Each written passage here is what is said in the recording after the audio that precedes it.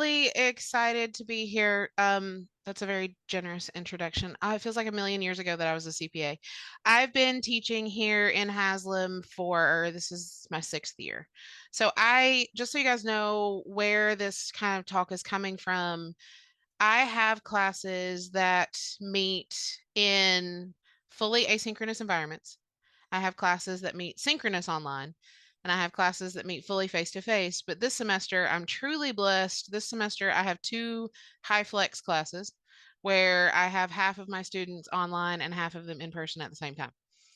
So one of them is truly high flex because the students get to choose whether or not on a daily basis they show up to see me in person or are online or are fully asynchronous. There are 1,100 students in that class.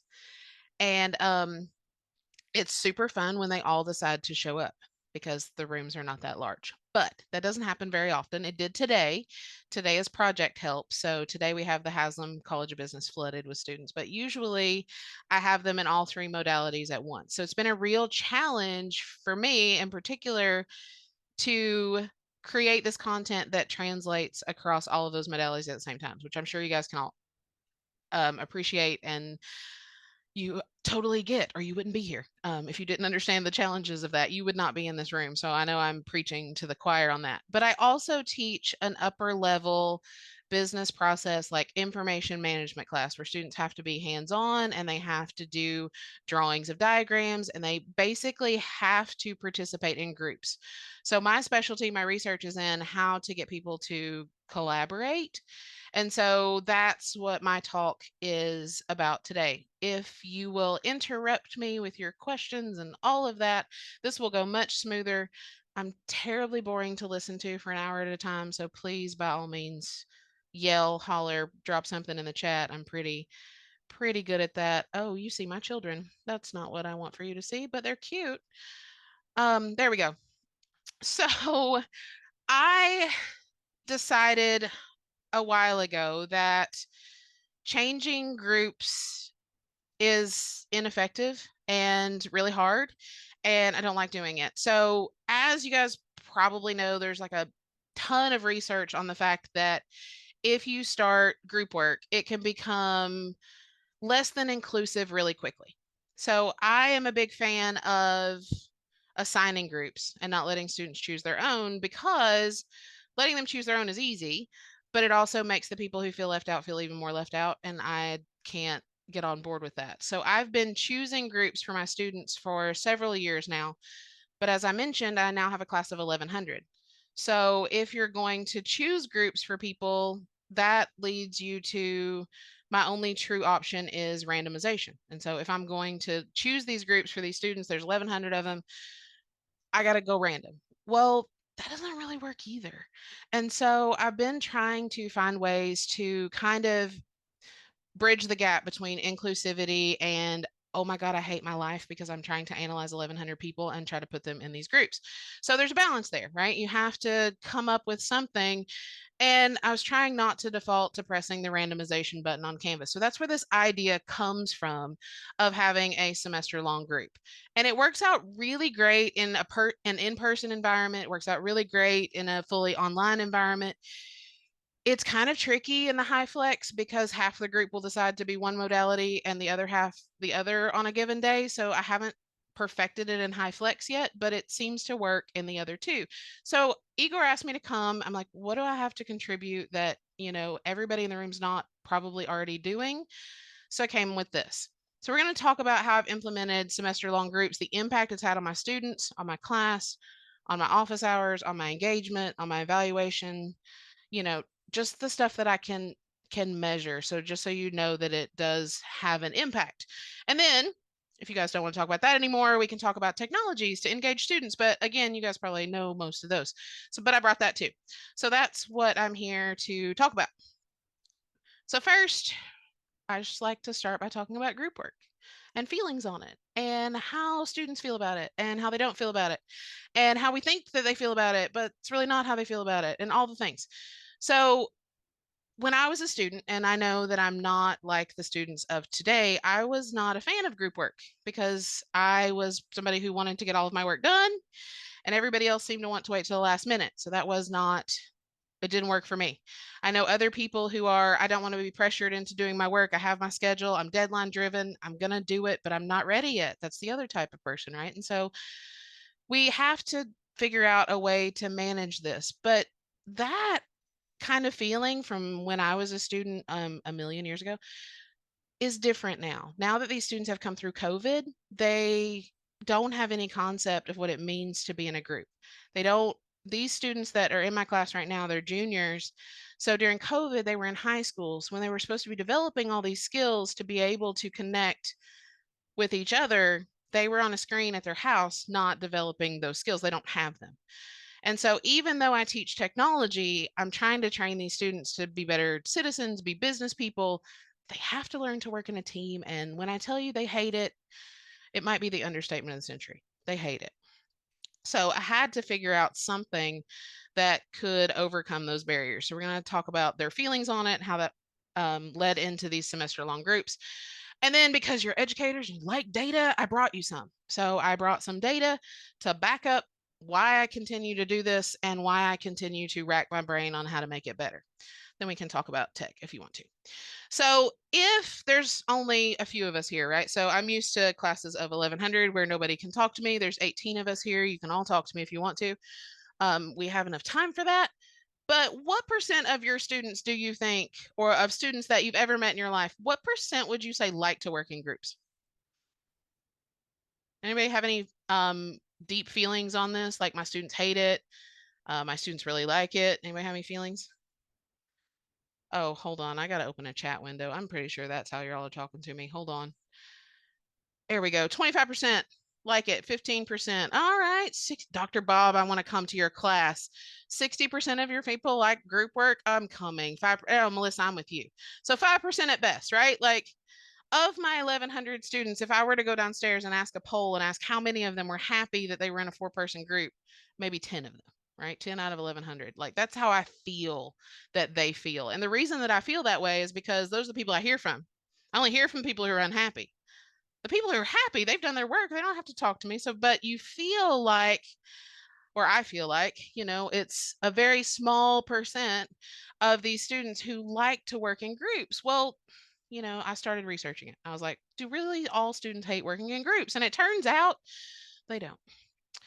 And so it depends on where you're from, what you're doing, what discipline you're in. Like I can pull a study basically that comes up with any number. These are two of my favorite studies because they explain the whys. But there's a study by Daba that talks about how 53% of the students in Ethiopia prefer group work to any other kind of work. They would rather work in groups than do anything else, like read, draw pictures, do technology on their own, anything. They want to talk to people and be in a group. They don't want to listen to you lecture. They don't want to read. They don't want to watch videos, any other option. And I'm like, yeah, that's not my students. That's definitely not it. So that must be a cultural thing. And it probably is. But then you start to think about inside higher education. Well, that's an American organization. That study is done on American students. And 38% of the students in that survey, and there's like almost 500,000 students in that survey, I think. So 38% of them said small group discussion is their favorite type of learning. Okay. There's something to this. So if 38% of the people say that's my favorite, okay, again, I must be hearing from the like lower levels of people that are just mad about it. And so I kind of had to rethink this just because I hated it and just because I hear from people who hate it and get 600 emails that are mad about it. It's just because it's the vocal minority. So the answer to how many people like it is, well, it depends, just like everything else. Depends on culture, students, content, modality, how old the students are. It depends on the assignment. If the assignment is something that can be broken into pieces, people are more likely to appreciate it being done in a group. If it's something that has to be done all at the same time, they're less likely to want to do it in a group. It's just a matter of convenience. But in my experience, no matter how I break it down, no matter who we talk about, no matter whether it's my non-traditional students or it's my first years, it doesn't matter. I really still think that it's probably closer to a lot lower than that, 5%, 15%. So what are we going to do about it? So then you start thinking about, okay, they don't like it. I've convinced myself of this, even though the studies say that some of them do. How many, as a percentage, what percentage of students do you think admit when they're surveyed that learning in groups helps them learn? So there's a study of like 4 million students that took a survey, and the question is, does working in a group help you learn better? So the question is effectively that. As a percentage, what do you think? How many students admit that when I'm working in a group, I learn more than working by myself? 30. Yeah. Good guess. 50. I like it, right? 10%. So we're back to the same numbers, right? If we like it, then we're probably going to admit that it helps. And if we hate it, we're not going to admit. That's what I expected. So it sounds like, looking at your all's answers, you're right in the same ballpark, right? You're right around, these are the same percentages that I said liked it. So these are the people who are going to admit that it helps. I was shocked. That's 97%. 97% of students in academia, higher education, which is undergrad and um, postgraduate students, say that working in a group somehow facilitates their knowledge, their abilities, or both. You got to get them in groups. They know it helps. They hate it, whatever, but this helps me, because the reason that, if you read the study and you keep going and you're like, okay, well, I don't really, that's a really high number, Ashley. Like, oh my gosh. Well, they come to find out, if I can explain this to somebody else, that means I actually learned something. So that's where it boils down to. So they appreciate it. They might not like it in the moment. They might not like the setup of it. They might not even like the outcome. But then if you ask them, did it help me? Did I learn? Yeah, it helps. And they learn. So this is why I keep thinking about this, why I keep trying to make it better. So for today, instead of talking about my 1,100 person class, which I'm happy to talk to all of you about, but I didn't know if all of you work on that number of students. So if you want to talk about how to organize a group of 1,100, I'm happy to chat. I spend my life doing it. But I figured we'd talk about my other one because it's smaller and it's probably closer to what everybody else has. So my information management 341 class, it is high flex. So some students are online, some students are in a chair in person, they go on simultaneously. This one, nobody takes it asynchronously. We're all together, but it's high flex. So they can be at home or they can be in person, and they can choose. So there's 150 of them across 3 sections, just for, clarity. And so it ends up being about 50 people in person at a given time, just so you have an idea. So I started making these semester long groups in this class. So my first day of class, I don't do content. My first day of class, I'm telling my students basically what I've told you. You hate group work, but guess what? It teaches you something. So here we go. And so we're going to do group work in a way that it is going to benefit you. So it's kind of weird. I have a semester long grouped class with no group project. There's not a single group assignment in my entire class. Now, there could be, and in my other class there is, but in this one where it's been the most effective, doesn't actually lead up to a semester long project. So I start out by trying to figure out who my students are and trying to figure out things that matter. So my first assignment, it used to be a syllabus quiz. It used to be all about syllabus quiz. Read the syllabus, because I don't want to answer those questions. I'm going to have to answer those questions anyway. So I take a different approach my first day now. I ask my students these questions. I give them the slide. This is my family. See how crazy they are. So where'd you grow up? Tell me a book that impacted you. Tell me your favorite movie. Tell me your favorite song. Favorite song's important. I don't care if you answer the other questions. Favorite song's important because I'm gonna make you a group page, and it's gonna have a playlist that plays. So if you don't give me your song, you're not gonna be part of your group. I need it. Favorite place you've ever been? My favorite one to read is A Piece of Advice That Changed Your Life. That's my favorite one to get from them because it tells me a lot about them. And then anything that you want me to know about you. So this is between me and the students. They turn this in. They have to submit a picture. They also have to submit an audio recording of how to say their name, because I'm terrible at that. I grew up in the South, so I need you to say it for me. I don't care what your name is. I need you to say it so I can practice. So I have these, and they run through my screensaver all semester, so I learn who my students are. It's great because my students will tell me some really crazy things. I've had students tell me, I'm in my first homosexual relationship, or I'm a first generation college student, or I just got kicked out of my house and I don't know what to do. I've had some big things. Most of them aren't like that, just so you know. Most of them are, I really want to do good in your class. But sometimes it's important. And you can kind of get people to a place where they're starting to connect with other people who are like them. So I have more information about them than they probably would give an average instructor, which is kind of nice. I don't use it for that purpose, but it comes in handy later. And my second assignment is a sorting hat quiz. So I'm Harry Potter generation. You can see, well, you can't see it behind me, but my whole top shelf is Harry Potter. I'm a Ravenclaw. It's all a whole thing. It's part of my first day speech. And so the students don't care about Harry Potter, but they start to get the idea. So I do this sorting hat quiz. And basically, it's 6 questions. It sounds really difficult. I actually brought it so I could show it to you, just in case you cared. And you might not care, but you're going to enter. You're going to indulge me anyway. So I ask them these 6 questions. They get 100 points for filling it out. 95 points is what's your favorite color? Because ultimately it all boils down to color. But they don't know that. They just know they've got to fill out the questions to get the points. So what's your favorite color? And then there's a constraint on how many of you can have your favorite color. So could you pick a second favorite color? That's question 2.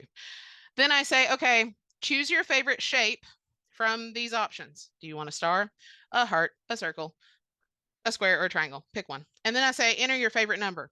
This question is weird. If you ever ask students their favorite number, you know immediately what group they need to be in because some of them are even and some of them are odd. And then there's the 5 students in your class whose favorite number has a decimal. Those people, they need to be in a group together. They're strange. But I like that question. So tell me your favorite number. And then I say, okay, your perfect day happens at which one of these places?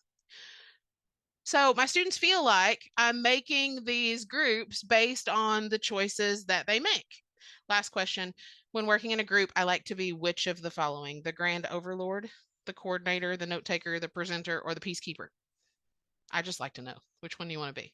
I don't actually have a group project, so it doesn't matter. But if I had a group project, that's the question I would go with so I could match them up. But I don't. But I collect all of this data, and the students think that they are put into these groups based on these questions because that's how I've sold it. Now, in the end, they're put into the groups randomly because it doesn't matter. But it just matters that they think they have a connection with each other. And I've tested it, and the outcomes are the same, whether they're random or they're actually based on something. But we'll come back to some more of that in a minute. So they take the sorting quiz. Then they get these cool little table tents. So everybody has one because they can choose to come in person or whatever. And on the front of them, I actually have them here, right? But for FERPA reasons, they're not in my slides because so you guys can't see their names. But everybody has a name tent and it's a different color. So they all get these colored name tents. So when they're in class and I can see them, they put their name tent in front of them. Well, on the inside of all of those cards are 2 post-it notes. So at the beginning of the semester, I put 2. I always have extra post-it notes. But I will write them a note based on something I observe, or they can ask me a question. So one of the things that I've had a really hard time with is getting students to ask questions in environments where there are people in 2 modalities. I've really struggled. I know that there are methods. I know that we could do polling. I know that we could do a lot of this technology stuff. I have a hard time getting them to do it. And part of it is on me. Part of it is because I just talk too fast. So I just say too many words. And so they don't feel like they can interrupt me to ask a question. They feel like they're frantically writing down everything I say so they don't process. But if you look at the research, every single person in your class has a question every single class. And so if I have 50 students and my class is 75 minutes long and the research says every single one of them has a question, we'll pretend that it takes 60 seconds to ask and answer a question. I only have 25 minutes left to teach. That's not going to work. I wish it did, but it's not going to. So I use the post-it notes, and they're allowed to use a post-it note to tell me how they're feeling today, what's going on with them or whatever, or they can just ask a question. And when they ask a question, I have a discussion board in my class where today's questions were, and I just list the questions and I answer them. And then everybody feels comfortable asking whatever they want because nobody knows who asked the question. They just get their questions answered. So that's what I do. I stick those in the inner part of the name tents, so they have dual purpose. So all that gets done in the first week of class. But the second week, so the beginning of the second week of class, we do the big reveal. So they have their name tents already, but they don't know what it means.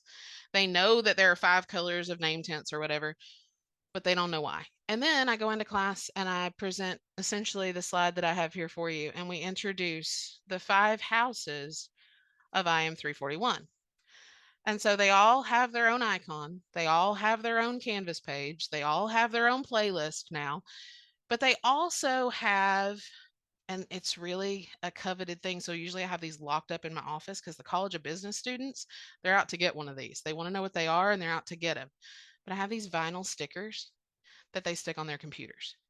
So all of a sudden, they don't know anything about this. They don't know what it means. They don't know where the names came from. They don't know that I use ChatGPT to make them. They don't care. They just know there are people in this college that I'm in a group with. And when people see my sticker, they stop to talk to me because they know that I'm a part of something. So my students from past semesters, I've been doing this for 4 semesters, I think now. So they will start talking to each other as they pass each other in the hallway because the stickers are on their cups and they can see them everywhere. So they've started to figure out how that works. And so these are the 5 houses. Now, the names mean nothing. Some of them are my favorite survivor tribes because I'm a survivor junkie. Some of them are other words that I like in other languages, like Solaris is sun in some other language, so it's yellow. But really, there's no deep meaning to any of them, but I make up stories about what they mean just so they have some kind of buy in. They don't get into Harry Potter, so tell them they're a Ravenclaw doesn't mean anything to them. But this starts to mean something to them because they can see it. So once they're in their houses, they, like I said, they have their own playlist, they have their own homepage. If you've ever put students in a group on Canvas, it's really cool. And I never used it to its full capability until I started doing this. But I force my students to communicate through their Canvas homepage. So a group has a homepage, just like a Canvas course does, and you can upload files and you can create discussion threads and you can do all these things. So they have all of this by the time the semester is built out, which is really kind of cool because they don't actually have an assignment that they have to do together. They're just in a group. They're not working on a semester long project. They're not doing any of that. They're just finding their people so that they can learn from each other. Um, I did not know you were a Survivor junkie, Igor. That's great. I love Survivor. Um, we can talk later. Boston Rob's my favorite. We can argue about it later. Anyway, off Survivor, onto homepages. So they deal with their playlists. They will pass files back and forth. They talk about, I need help with this homework problem. Can you help me? This is what I've got. They'll upload screenshots. Now I can see everything they do. They don't care because occasionally I'll get on there and chime in and give the answer. It also keeps them off GroupMe. And so I love it because now they're engaged in class. I've used Teams to do this kind of thing before. I've used other chat messenger things to like try to build community. Canvas has worked the best for me with these big long semester groups. So what do I do with them? Well, every week we have an in-class activity and you can participate on Zoom or in class, but which people you are with for the activity depends on the activity we're doing. Sometimes you must be with people who are in your color. Sometimes you cannot be with people who are in your color. So it just depends. And then they don't like the weeks that they're not with people in their color because those are their people and they've like figured it out now. They don't like it when I separate them. But sometimes, oh, I forgot to mention on the inside of all these cards, I drew the shape that they picked and I wrote their favorite number. So sometimes you have to be in a group with people who have the same shape as you. And sometimes you have to be in a group with people who are you an odd or an even? You have to find those people. So you got to go meet people so you figure it out. So that's kind of fun. We do that at the beginning of the semester just so we are building a bigger community. But every week there's an activity. We spend about 15 minutes of class once a week doing something where they can interact together. Oh, Sally, they used to be awful. Sally says, I need to revisit Canvas groups because they used to be awful. They used to be awful. They're becoming more like teams where you can file share and like plan stuff and you can put assignments and you can like talk to each other with announcements and discussion boards. They're pretty great. I didn't like them for a long time either, but they're pretty cool. We can look at them in a little while if we need to.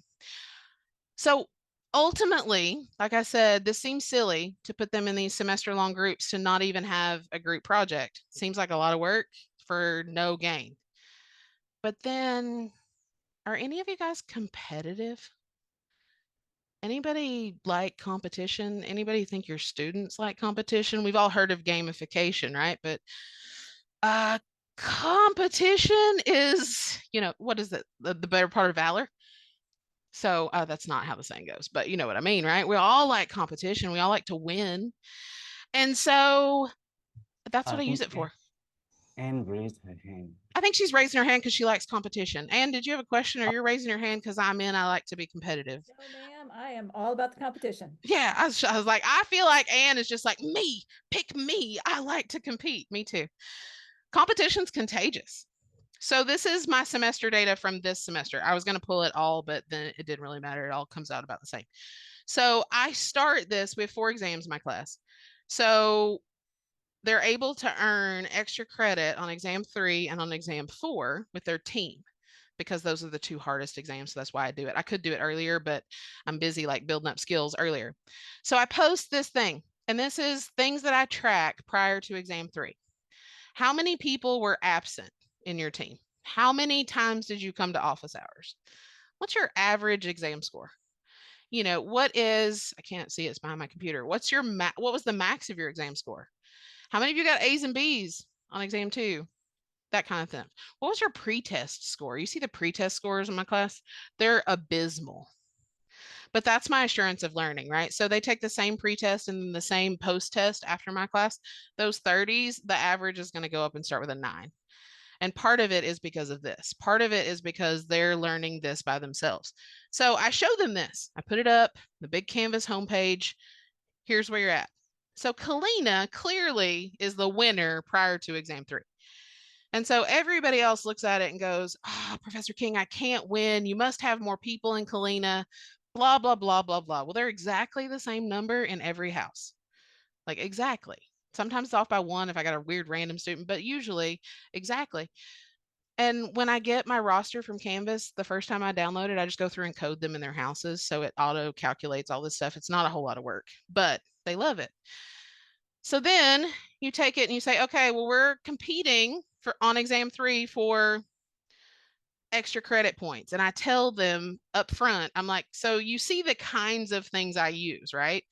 Are you here? Do you come to office hours? Like, what do we got going on here? But then I tell them these categories ahead of time. So I say, I need the average on your homework, how many times you're here, how many of you watched the video that was required? Because I can see that, right? I can see how many of you watched it. How many of you turned in your homework? Just basic stuff. And then you can see Kalina won exactly 0 of those because they weren't going to let them win again. And it's all they talked about for 3 weeks. They wanted to know where they stood. And every day, Professor King, we put it up, we put it up, we tell us where we are. No, do your best and then we'll see how it shakes out. So then I award points, and it's not, in the grand scheme of things, not enough. But you guys know kids will do anything for extra credit. I'm convinced I should just call everything extra credit. They would do it all if I just call it all extra credit. They don't like the regular credit, but they like the extra. So they have been working on this all semester. So what has it done for my class? Well, where we do group work, the learning objectives that we use group work for, we have higher scores. I have increased attendance in office hours. And by increased attendance in office hours, I mean people who come to my office with somebody who is on the same team as them. So I've always tracked who comes to office hours. I have GTAs that help me with that, but I've always tracked who comes. So I've always known. But now I'm looking to see if you come with somebody else, are both of you in the same house? Because if you are, that seems to matter because that's a random chance that you're in that class. That's not your friend because I separated you. Are you here with somebody new? And then I look to see increased requests for online office hours. So I do office hours by appointment, but I do them for groups of people. So that's like huge now because they're like, my whole team would like to meet. I'm like, super. So I get them all, in a captive audience. I was shocked. I ran the numbers. I never run the numbers until I came to do this talk. It's kind of mind blowing. So in fall of 2022, which is right before I started this in spring 23, I had 2 visits to office hours where there was more than 1 student at a time. Spring 2023, I had 7 visits with multiple students. That was my first semester. And this semester, I've had 40 as of 2 weeks ago when I put the slide deck together. It's more than that now, but it's 40. That's 471% increase. That's insane. That means they're studying together and then walking over here to ask me a question. So as you can imagine, this is what it did for my test scores. So the orange ones are, we're in semester long groups. That's pretty significant because that's the same number of students. I haven't changed the exam. I haven't changed the class. The only thing that's different in those bars is the groups. And so I thought, well, it's helping you. Do you know that? Do you know it's helping you? Do you care that it's helping you? Because you're scoring an 81 on my exam. You probably don't care that it's helping you, but I care. But then I don't usually, I probably shouldn't say this in a room full of educators. I don't usually read my student evaluations because they hurt my feelings and I'm fragile. So I don't usually read them, even though most of the time they're okay. But I did go back and pull things for this. So I actually handed them to my GTA and I said, will you read these? Because I can't, but will you read these and tell me if there's anything in there about semester groups? So these are the 2 she gave me. And it says, at first I thought it was dumb to have a group without a group project, but then I found myself studying with them at the library and texting them when they missed class. That seems worthwhile. Okay. The other one that seems to matter is being in the same team all semester helped me meet classmates that I wouldn't have chosen to meet on my own. It's somehow easier because we had something in common, even if I didn't know what it was. Well, it turns out you don't actually have anything in common. You're randomly assigned, but you don't know that. And so we've built a community through no cost to me, right? I didn't have to go through and sort those and figure out how to put these people in a group in a way that actually meant they had something in common. I just had to create the perception that they did. And so they never find out what it is because why would I tell them they're randomly assigned? Please don't tell my students they're randomly assigned. It's all going to fall apart. But that's, what I did. So since I've been doing this, we've have increased collaboration, individual assessments up, and student evals. So I'm pretty pleased with how it's turned out.